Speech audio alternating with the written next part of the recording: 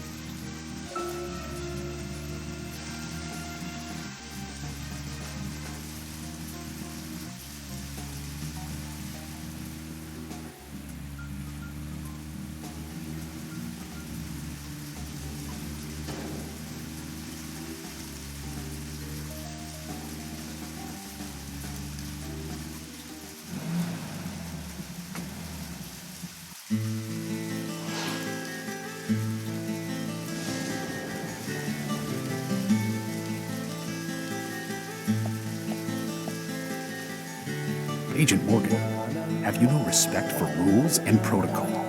We were waiting for you, and now you try to go in by yourself. Oh, George. I didn't see you in the parking lot, so I thought I'd wait inside. Just watch it from now on. I don't like inconsiderate people who think that they're above the rules, and I'm sure I've made this point clear by now. Calm down, George. He probably just got lost on his way here and rushed in. Right, Agent York? Let's go inside then.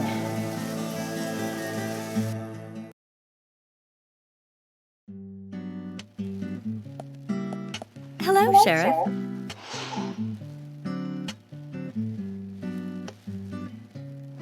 Hi there, Fiona. We're here to see Usha. Do you know where he is? I think Dr. Johnson is in the computer room. A computer room? In a hospital? Nice to meet you, Mr. FBI agent. The computer room is where our employees share a computer. Very nice to meet you, too. I'm FBI Special Agent Francis York Morgan. But how did you know I was FBI? Easy. None of the police in this town wear cologne. Besides, that scar on your face is the biggest rumor in town. Rumors get exaggerated as they spread, even in the countryside. What's that you're reading, if I may ask? You haven't heard of this yet?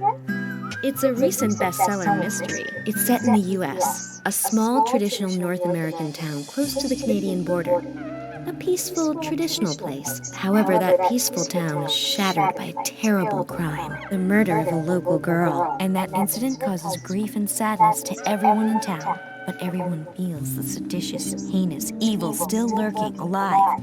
Yes, much like the situation right now here in Greenvale. Fiona, don't say that. Sorry, I shouldn't have said that. With Anna dead and all. Don't worry. Books are written to entertain, and it's good you're enjoying it. What we're faced with here is a terrible crime committed in a real world. Much different from that of a novel. So there's no need to apologize. Thank you, Agent York.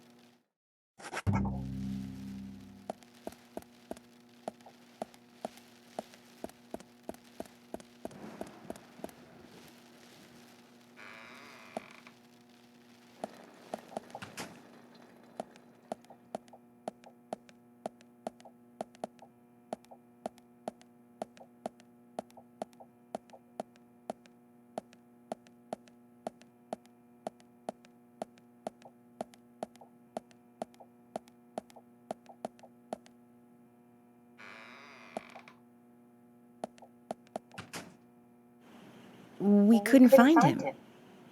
Fiona needs to check her information. No, I don't think so. Does the doctor like playing games by any chance? What do you mean? There's a message on the computer, and a card key already set in place. The king passes the rook and meets the bishop. The knight takes a pawn along for the queen. What does that all mean? It's a simple puzzle. Zach, let's take him up on his challenge. You can do this, right?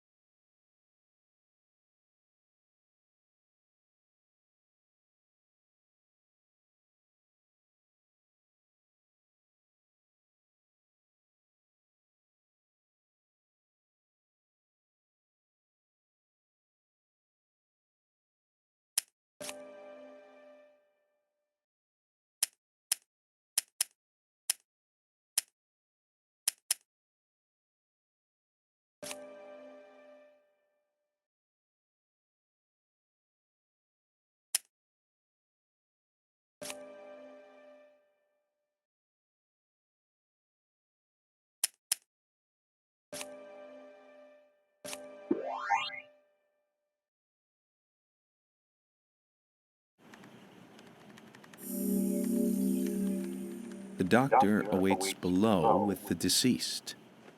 Another code? But there's nowhere to insert a password. More games. I'm going to get Fiona to call Usha up here right now. No need, George. The message appeared with the card key. It's telling us where to use it. This is not the time to be joking around, Agent Morgan. Dr. Usha is below with the deceased. With Anna. Below being underground, I take it. Simple. Simple. Then it's time to meet the mischievous architect of this little game. Nah.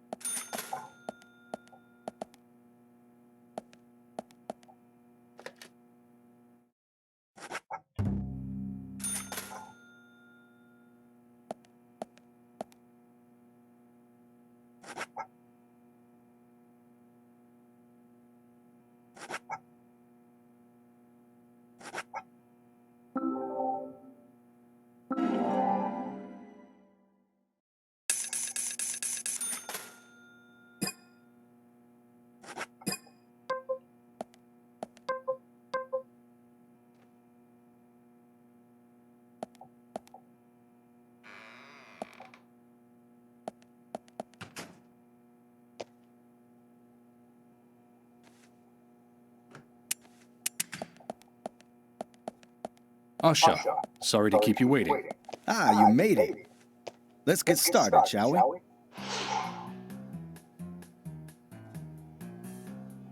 This is Agent Morgan from the FBI. Nice to meet you. I'm Usha Johnson, the doctor in this hospital. FBI Special Agent Francis York Morgan. Please call me York. Everyone calls me that. Very well, Agent York. Are you a forensic practitioner? Let's just say I've dealt with corpses before. That battle of wits, by the way. Did you create that yourself? Mm-hmm. I just wanted to see if our FBI agent could handle the task. I see. Well, it was pretty fun. Glad you liked it. We don't have much time. We need those autopsy results.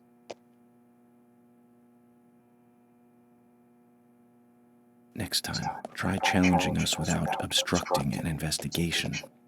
You've angered the monarch.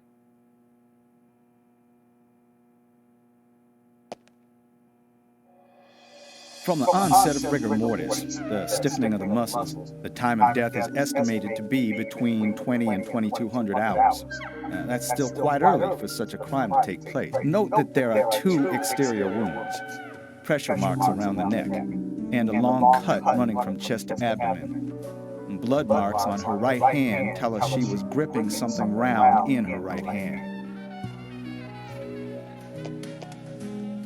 Her skull is also fractured, but that is unrelated to the cause of death. It probably happened to her after she was killed. Now, I first thought death by suffocation, due to the marks on her neck. But after further investigation, I now have a different conclusion. The direct cause of death was loss of blood from the wound.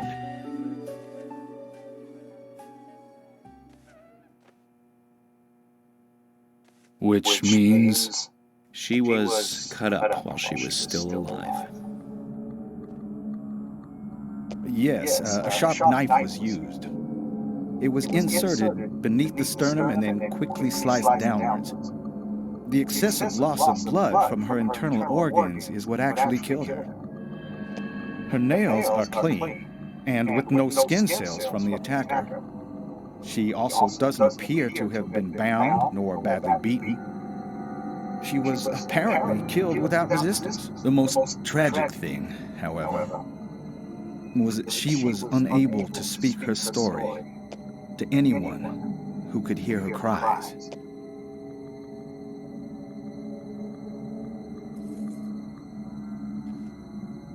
The perpetrator cut out Anna's tongue. Well, I believe she was drugged first to phase her consciousness, and then the killer killed her. Now, the killer most likely has a deep, traumatized past concerning women. He probably cannot converse with them normally. Cutting out the tongue suggests a very lonely individual. Either that or a truly hardcore sadist. He must get off on watching women suffer, especially when they can't answer back. He watched as the blood pumped from her body, as she gradually grew cold. A case in Seattle in 1985 was much like... Usher, please, limit your report to your findings as a doctor. Criminal profiling is my job. You're wrong, also. Anna died fully, deeply, painfully aware of what was happening to her. But, Tell me, what time did it stop raining on the night Anna was killed? Just before I went to bed, right after the movie on TV ended, so around 1 a.m. What movie was it? An American Werewolf in London. Directed by John Landis, 1981. So the rain stopped, accompanied by the ending song, Blue Moon. George, would you mind if I examined Anna myself? What more do you hope to find? I'm sure I mentioned that I have a personal interest in cases like these.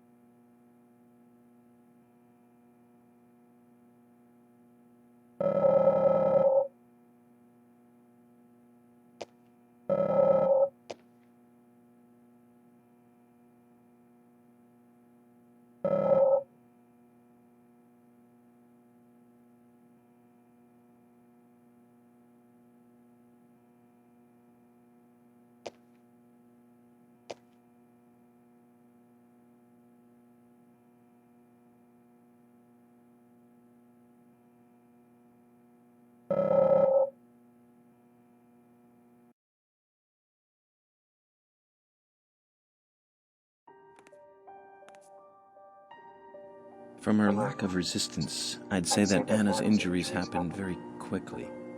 Unable to speak, she was then left to cry herself to death. Zach, it's all starting to come together. The perpetrator stayed with her for at least 2 hours until it stopped raining. At the estimated time of her death, it was still raining, but you can still see tear marks on her cheeks. That means she was killed under a roof somewhere. She was then carried into the woods after it stopped raining. There's one other thing. Her tongue was removed with a very blunt knife. In fact, it's more likely it was simply chopped off. Usha, are you a passionate man? Well, not particularly, but I am man enough should the moment call for it. George, how about you? I'm very passionate. Yes. Especially when it comes to women. But I don't see what that has to do with anything. George, the perpetrator is just like you. He's passionate about women. He's a passionate kisser. This was a kiss of death.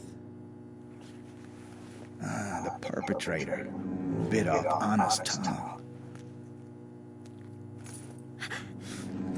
We'll never get a dental print from a wound like this. But this is still a big lead.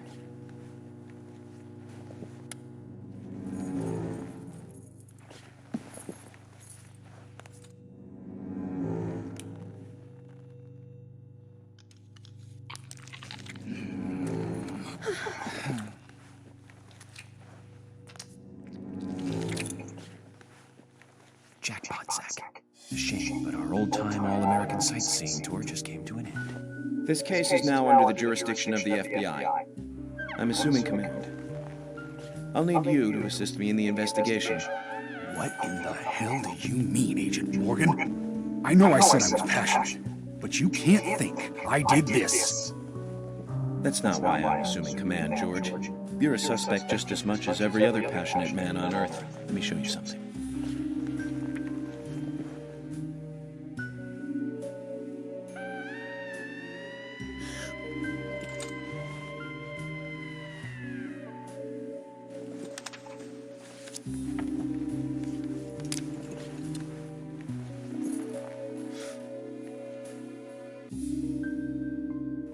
There you go. Amazing, huh? I'm sure you have a lot of questions, but most of the details are top secret. George, Emily, we should be going. No need to stay here any longer. Okay. I have to sign the release. Just give me a moment. Very well. I'll go on ahead. I can't take it any longer down here.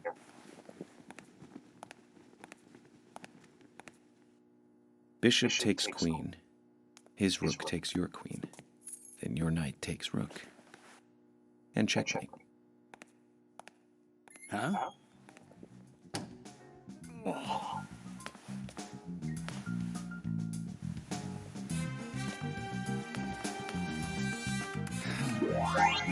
My first victory in the Grandmaster ranking.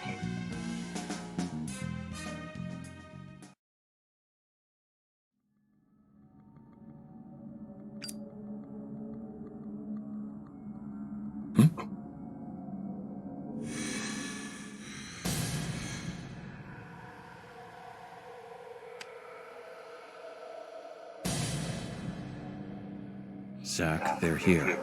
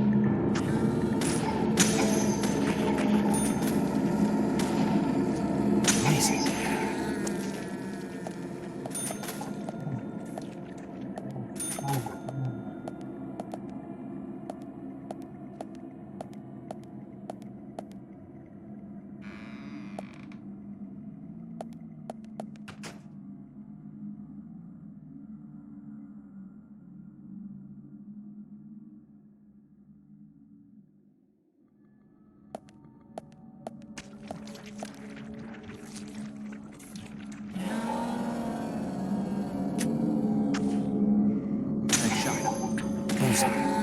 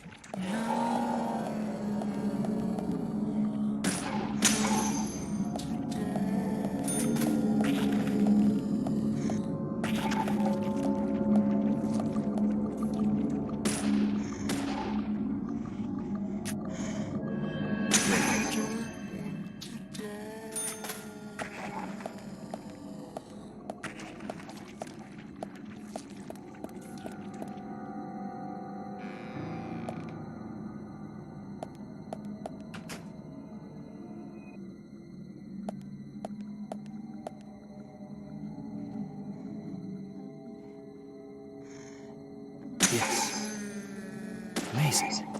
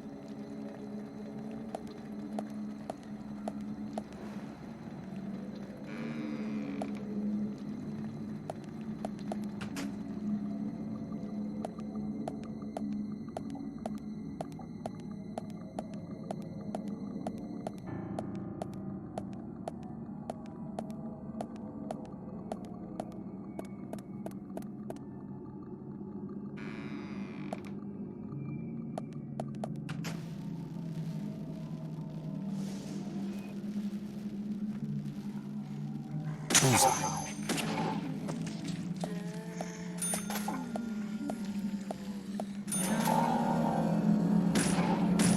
Bullseye.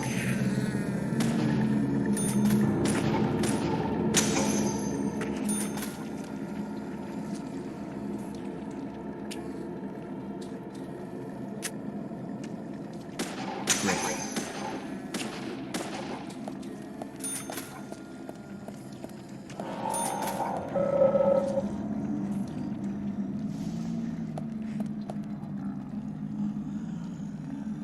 Amazing. Bullseye.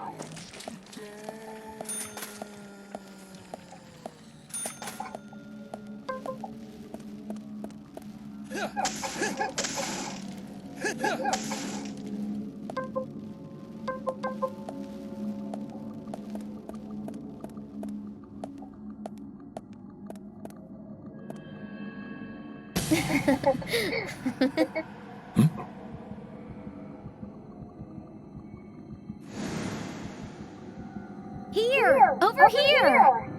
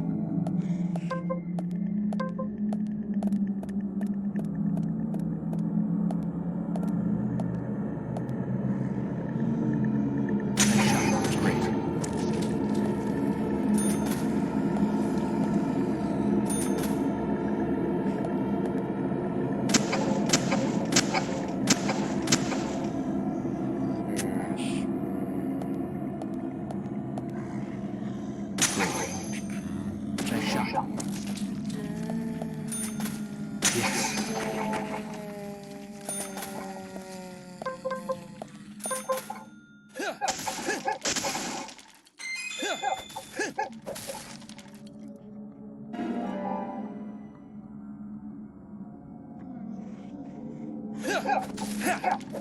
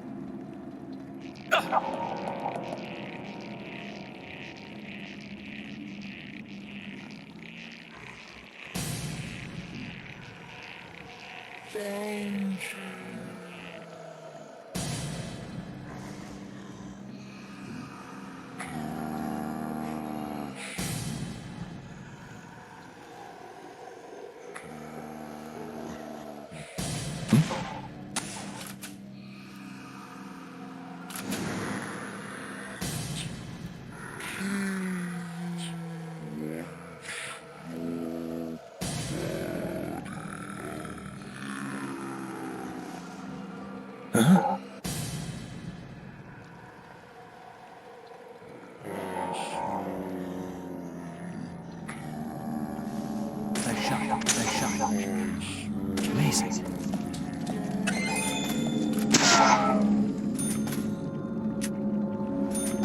Nice shot.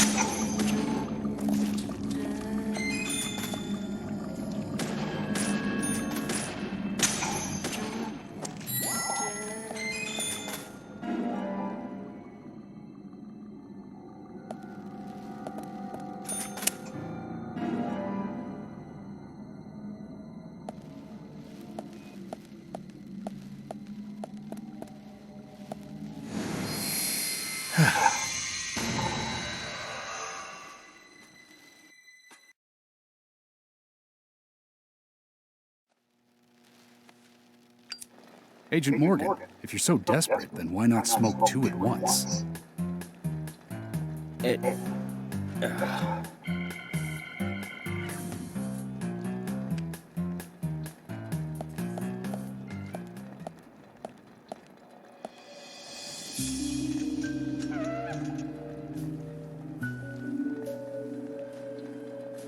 Who's that old man?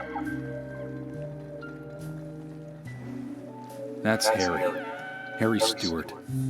One of the bigger problems around here. His father started up the lumber trade and founded this town. But he's a weird one, as I'm sure you can see. Always dressed like that, never speaking to the townsfolk. And just FYI, he owns almost the entire town. Not that that makes any difference. So long as I'm around, he won't be getting away with any funny business.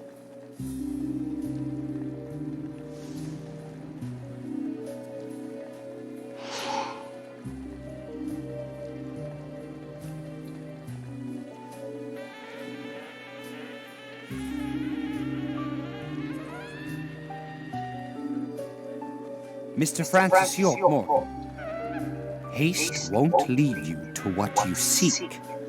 Keep your eyes focused on your footing as we speak. So says Mr. Stewart.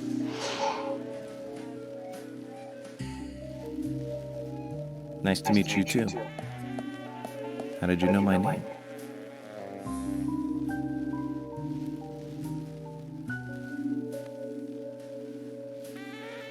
Mr. Francis York Morgan, information desires you, just as you desire information too. So says Mr. Stewart. Harry, stop trying to get in our way. Keep this up, and even you'll have to answer to the law.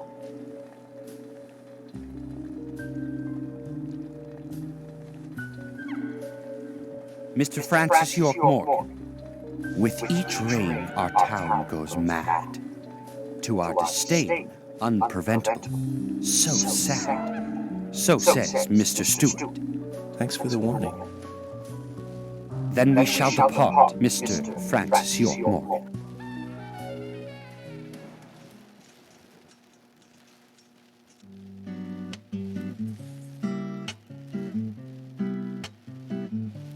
That's how he always is. Always spouting that nonsense.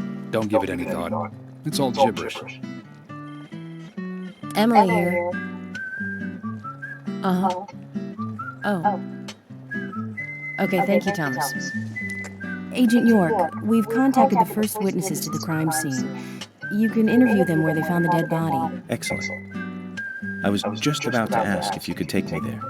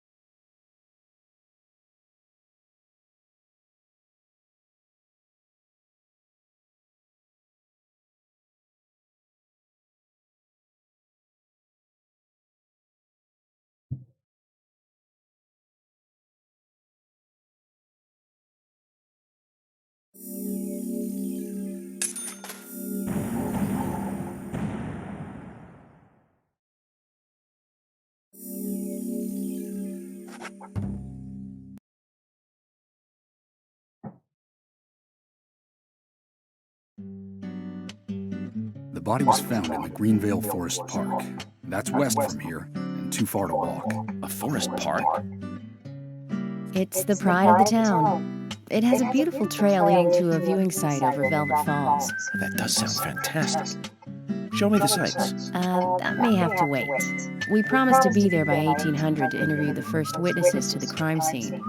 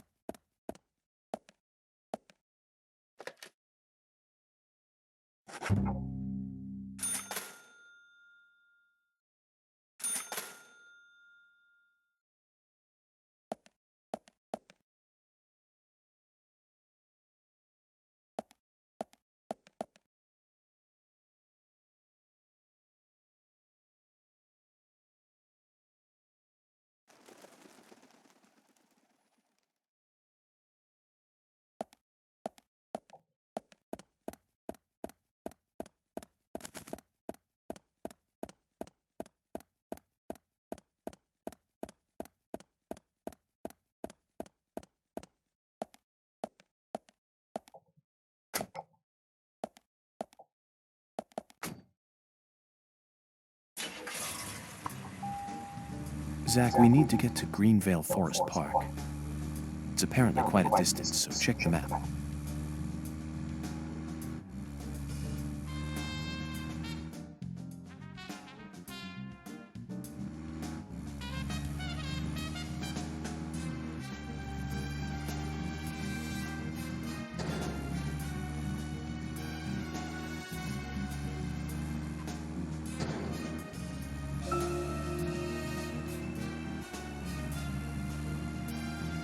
Speaking of 80s movies, one jewel in the rough springs to mind. Deadly Spawn. Do you remember that one, Zach? Back in '83, directed by Douglas McCown. Right, it was filmed pretty cheap, but still it was pretty good. The monster design with the mouth crammed full of teeth, I loved it. So many delicious B-movie cliches. Did you know that they made a sequel? But I never got to see the sequel. The rental store didn't have it for some reason. They said the staff for the sequel was totally different from the original. Wonder how the sequel turned out. You know, the monster in that one responded to sound. Wait, Zach. Sounds a lot like the movie Tremors. I think that one was back in '89, directed by Ron Underwood. Now that was a great role for Kevin Bacon. Masterpiece. Zach, that one had sequels like crazy. I remember there was a fourth one. I've only seen the first one, though.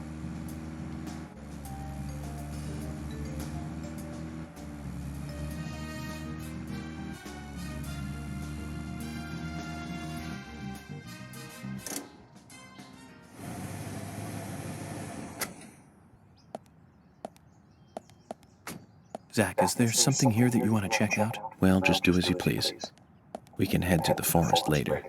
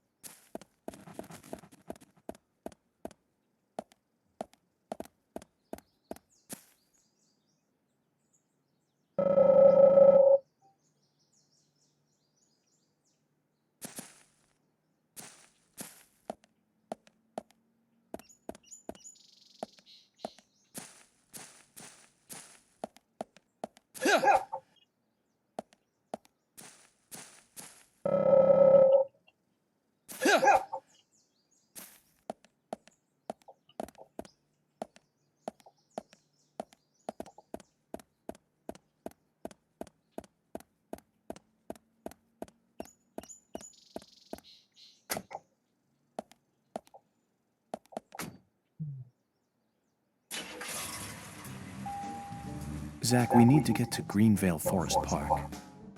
It's apparently quite a distance, so check the map.